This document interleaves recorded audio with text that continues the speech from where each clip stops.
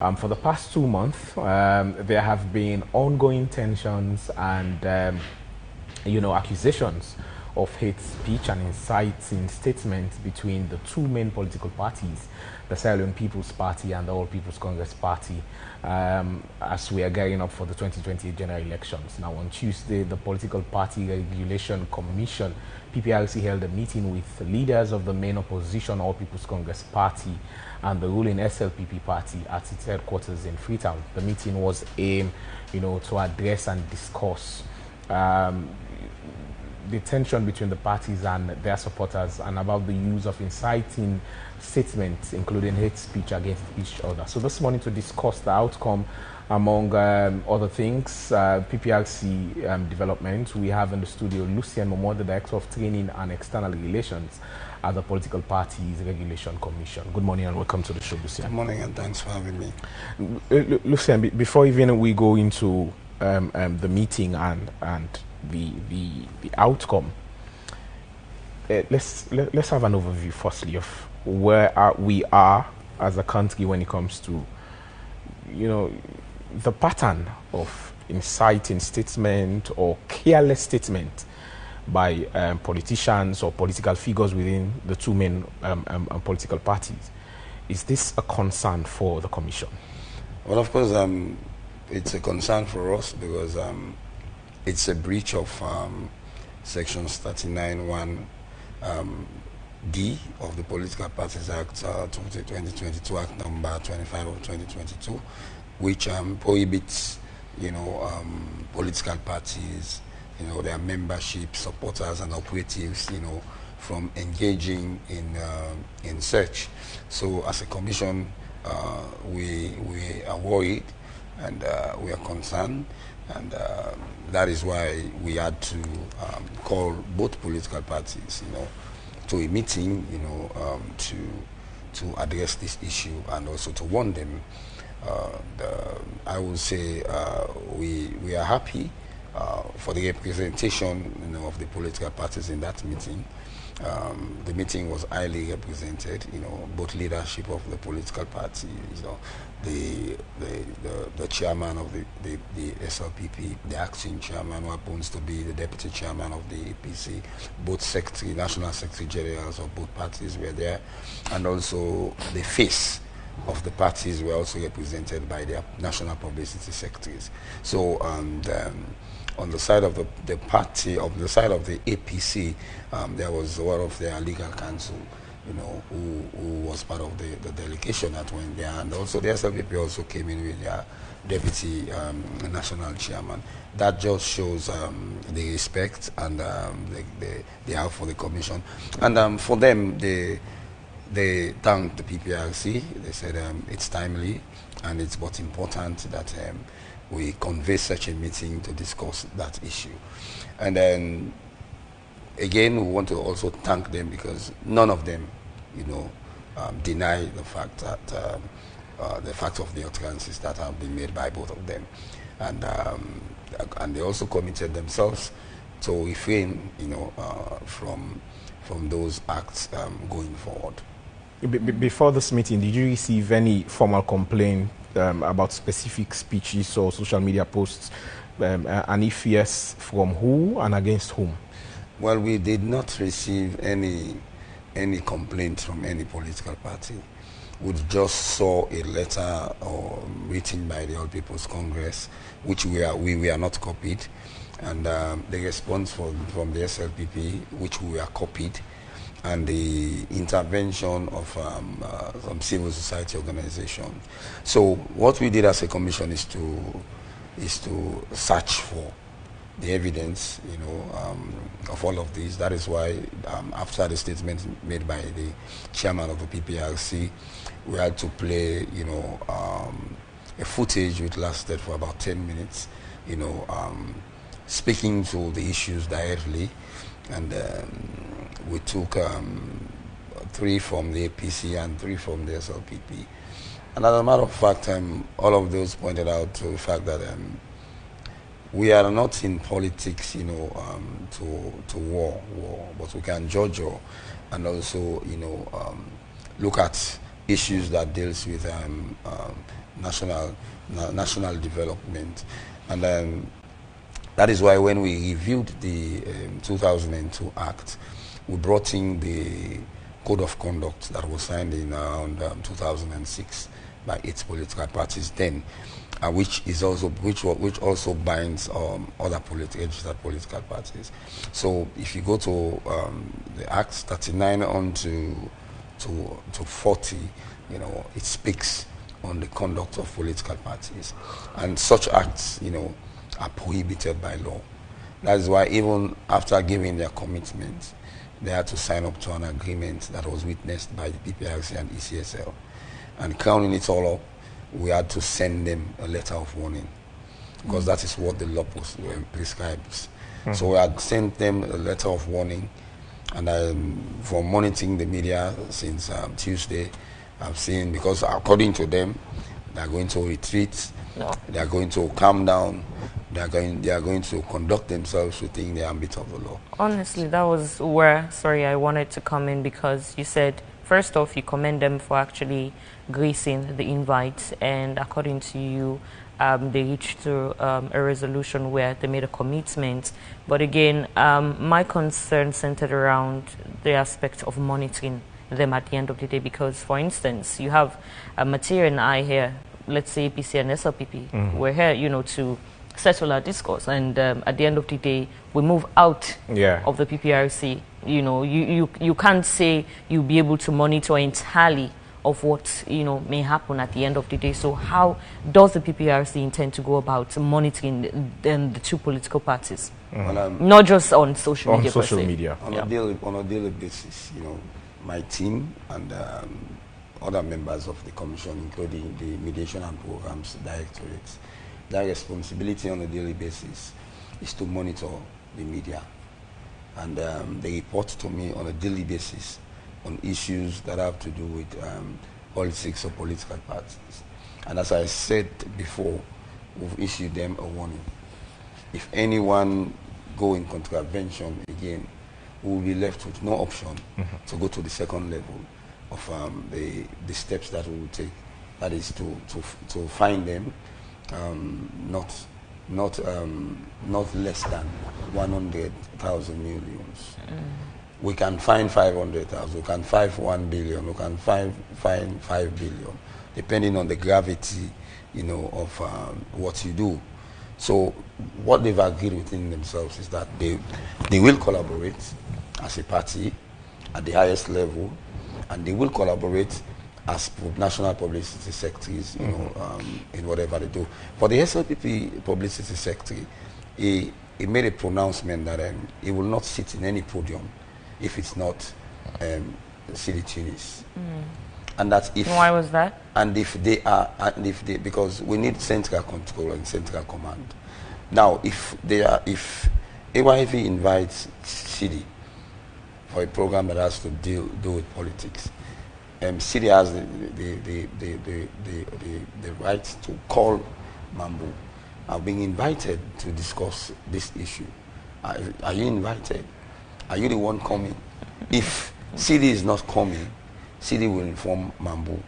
I will not be coming because of certain reasons. And then Mambu will now tell City who is going to send. So which means they both should keep up. Yes, so because City is sending I'm loving this peaceful atmosphere. Because City is sending this individual, we believe that City would have briefed the individual fully, and then Mambu will also send somebody with the same caliber of the person that City will be sending, which means Mambu has also briefed, you know, the one that is going to represent the party, because whatever utterances that is being made is an utterance from the party. I'm really looking forward to see the outcome of these commitments and agreement that they've both. And they've also agreed to be meeting monthly, the leadership of both the APC and the SLPP, and within this week or next week, APC leadership will go to the SLPP party office, will visit, and then they will meet, and then the SLPP will also go to the APC party office,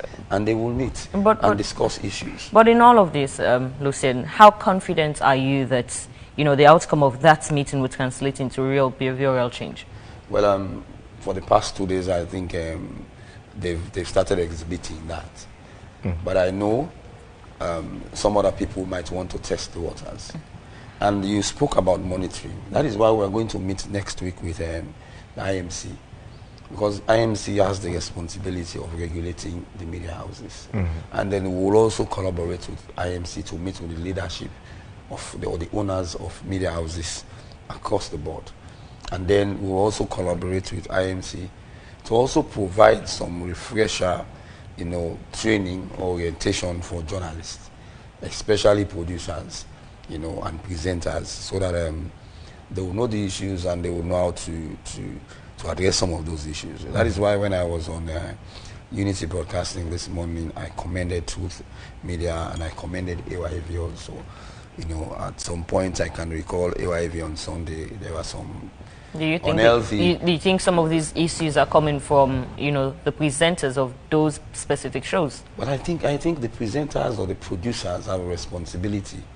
I know that at some point you have talkbacks, earpiece, wherein the producer can communicate with you in the studio, calm them down, or cut, and bring the ground rules. And I'm happy. I was informed by Fabian when I was on before participating in one of the AYV on Sunday that there is you now have a policy at AYV that anybody who misbehaves himself or herself, in any of your program, will be banned from coming. The institutions will send a replacement. Not that the institution is being banned, so sending a replacement. That's also fine, because it deters people from thinking that they have monopoly, over contravening laws in this country. The main reason we are meeting with IMC, we cannot fine or regulate political parties, and then we also want to collaborate. Like you said, we cannot monitor everything. We know IMC has monitors, media monitors, and they give reports on a daily basis. We want to see how we can collaborate with them, to see how we can harness those that have to do with politics, so that actions will be taken, to ensure that these are not done.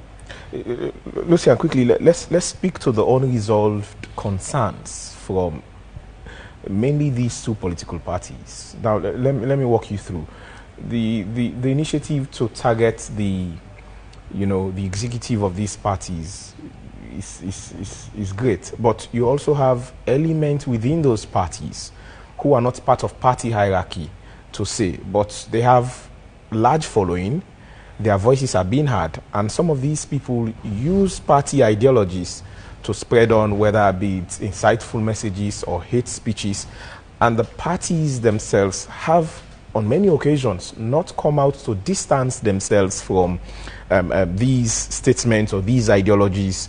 I'll hold the phone today and say I'm an APC member. I'll just rain abuses and incentive and words on anyone, and I can go scot-free. Of course, we have freedom of speech, etc., etc. We can go into that philosophy, but political parties are slow to come out to distance themselves from these types of people, and also concern from the APC going into the elections 2028 will be, or as it is now, as you saw from the story, so many things that the APC imagine would have been in place now to, go into the elections 2028 are still being played around with. So if these things are not settled, and we are talking of engaging party executive, we are talking of engaging party loyalists to make sure they refrain from these incitements. But if my concerns are not settled, do you think that I'll just keep quiet and say, okay, let's not talk about it? But again, we are all concerned. We all have concerns as human beings. But how you address your concern is another thing. That is why they've agreed to collaborate, to be meeting to discuss issues of national concern. I know the All People's Congress have a committee, a technical committee on census. That from several meetings that I attended with them, they are working with the Statistician General, and they are working with the workings. But I will not speak on matters that have not been addressed, because I don't hold brief for any other institution. I hold brief for PPRC. So whatever the concerns political parties are, I think they should channel those concerns with us. I can recall there were concerns raised during the PPRC meeting, the Political Parties Liaison Committee meeting hosted by the ECSL, and we were there. There were concerns raised on the census. Article 5 of the Agreement of National Unity speaks to or recommends that we have an inter-party dialogue committee, which we've set up. They even held their 8th meeting 2 weeks ago, and the committee is being currently chaired by PMDC. They are chairing three months. Next in line will be ND.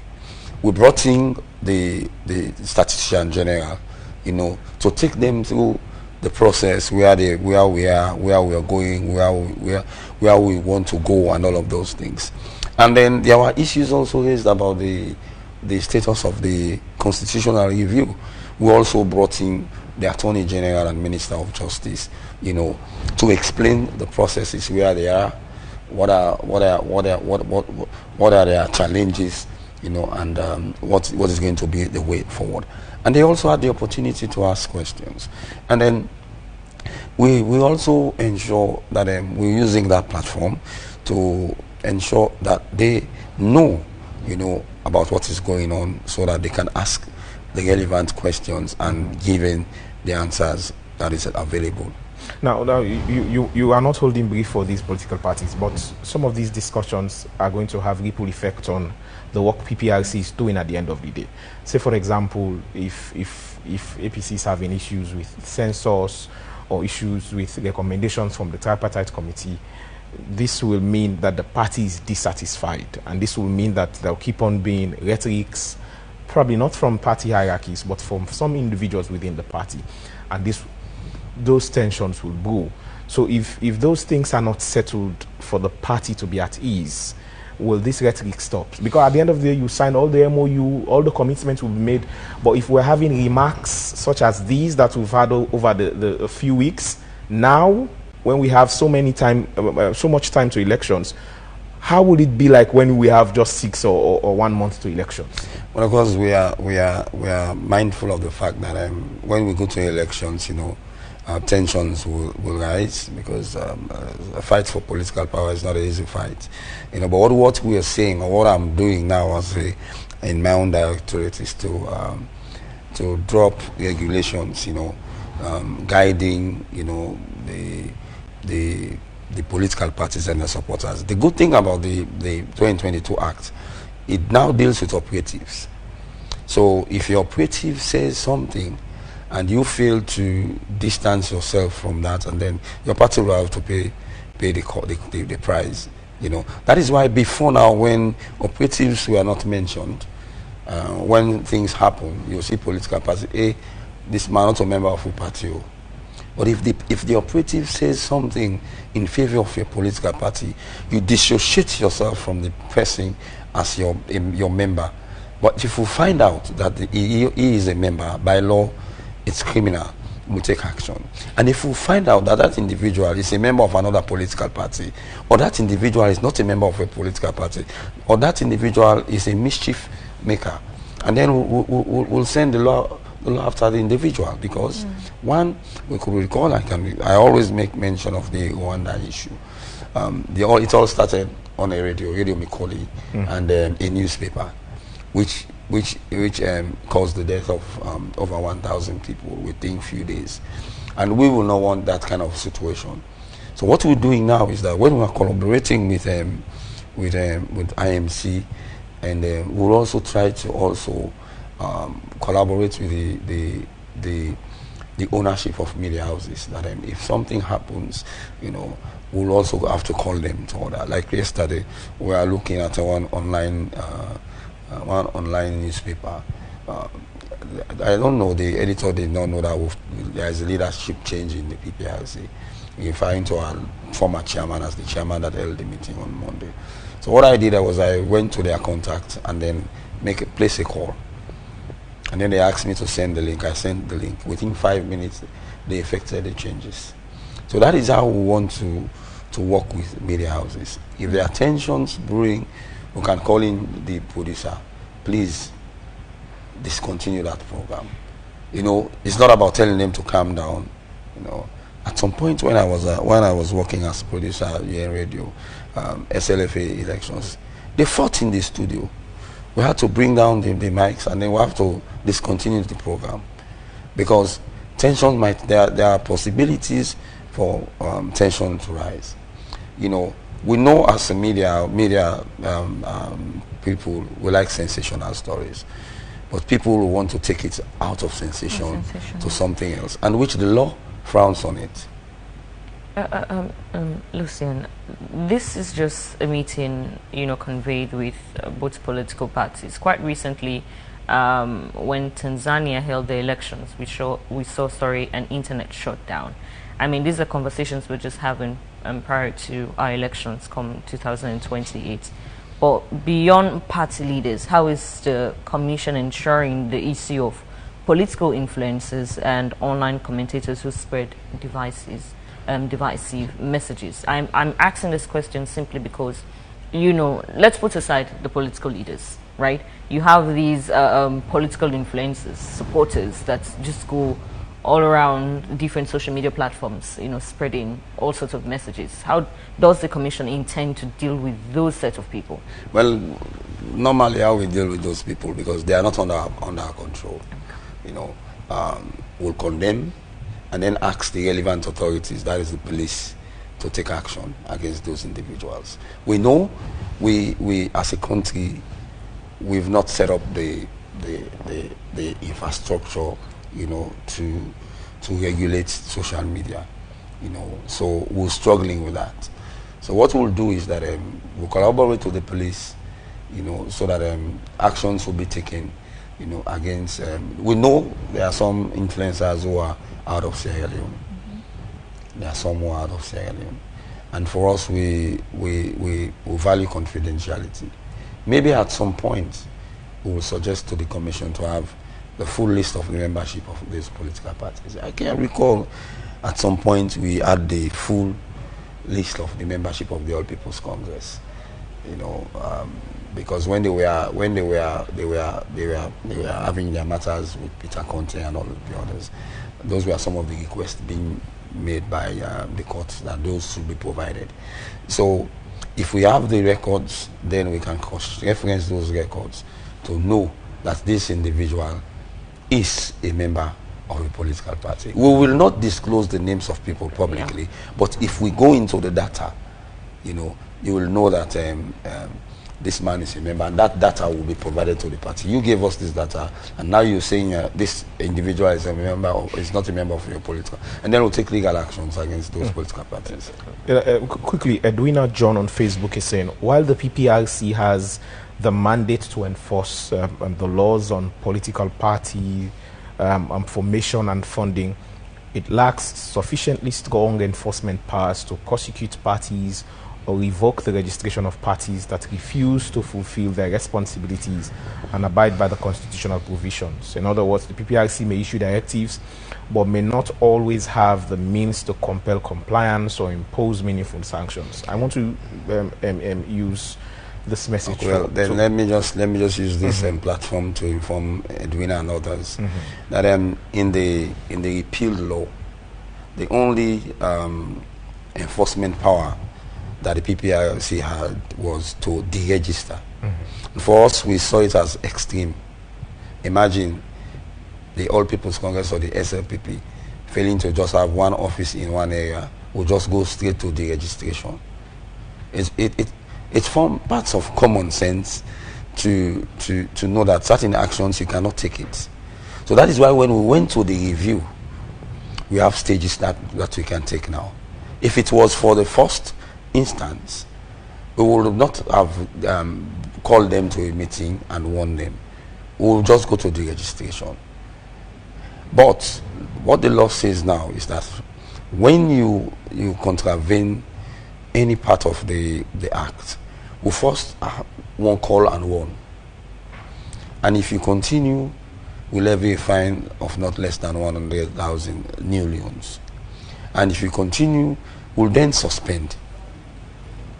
And during the time of suspension, if you've not rectified the problem, then we'll now deregister. In the repealed law, we have to apply to the Supreme Court to deregister. Now we have the authority to deregister, and then you have the right to appeal within 14 days, and we have the within 14 days, and then we have the responsibility to respond to you within 14 days. If failing to look at your appeal or standing on the ground that we deregister you, you can then now take us to the Supreme Court. And the decision of the Supreme Court is final. In 2011, when I went to PPRC in 2010, we inherited 32 registered political parties. Going through their files, we saw discrepancies. Looking at our records, we saw that most of them are no longer in existence. So what we did was we applied to the Supreme Court to deregister 24 of them. All 24 were deregistered. 2 appealed to the Supreme Court. And what the Supreme Court did was give them 6 months to rectify their anomalies. The 2 political parties were the RFP and UNPP. RFP, their reason was, we all know the first office that was given to them out of the Leone Peace Accord was at Lightfoot Boston Street, former Leone photo studio. And then we all know that at some point after that election in 2002, there are some skirmishes around the area, and I think the office was taken away from them and some other places. So the appeal was granted by the Supreme Court, and within 6 months they were able to get an office at a Poti, So they became so in essence only 22 were deregistered. Now we've sent down the line. Will the PPRC be bold enough to take such decisions against the 2 main parties? That is where I'm going. That is where I'm going now. We've written several letters to them. 1, informing them about their responsibility. 2, reminding them of the information. 3, warning them.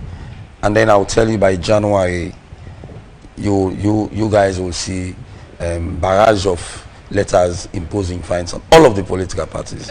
All of the 17 political parties, save for C4C, that is injuncted. And now, in 2023, the act was passed in December 2022. In February 2023, we issued a warning to the APC.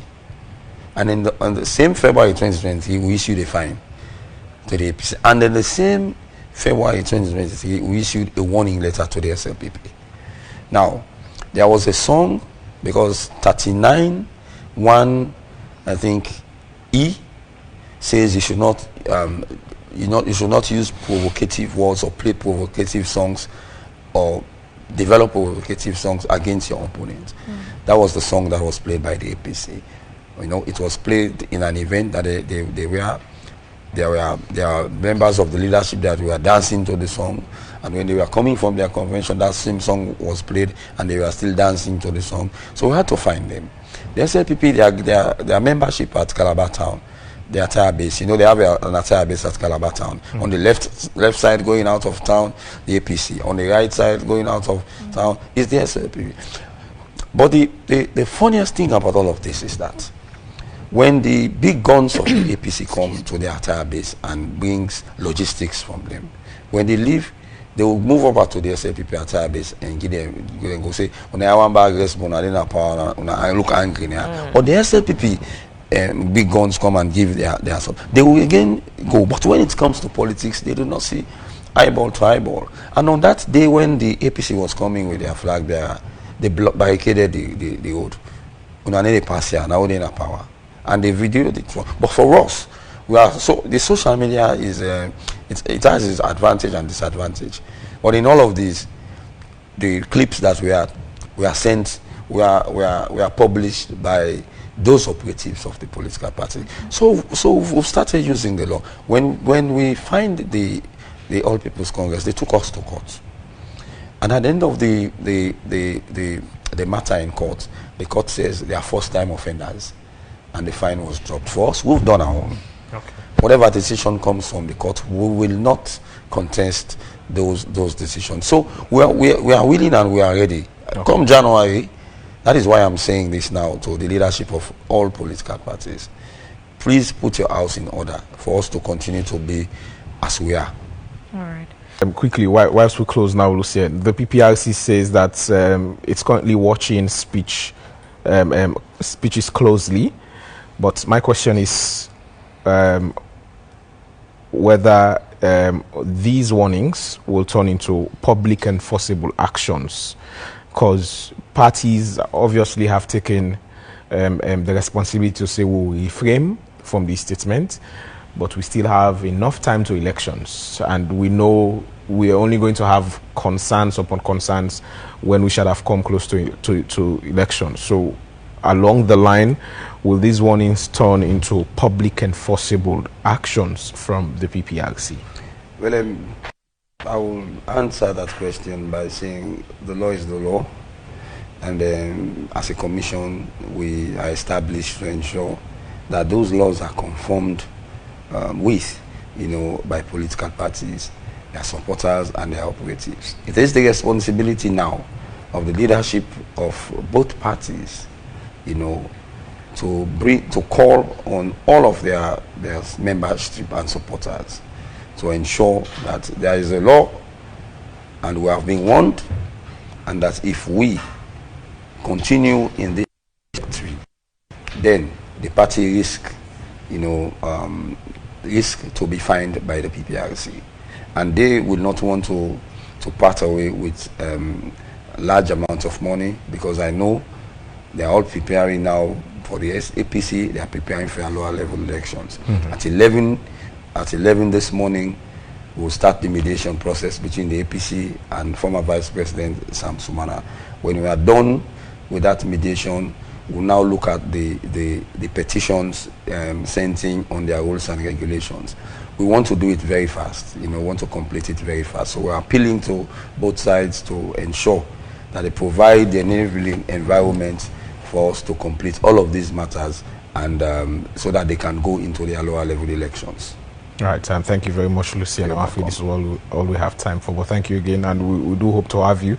And we are going to have you, obviously, as we go along our political trends. Absolutely. I mean, we're just getting started. Mm-hmm. By next year, I'm sure you'll be here more frequently in our studio. But thank you so much, for updating our viewers and listeners on the outcome of the meeting between both political parties.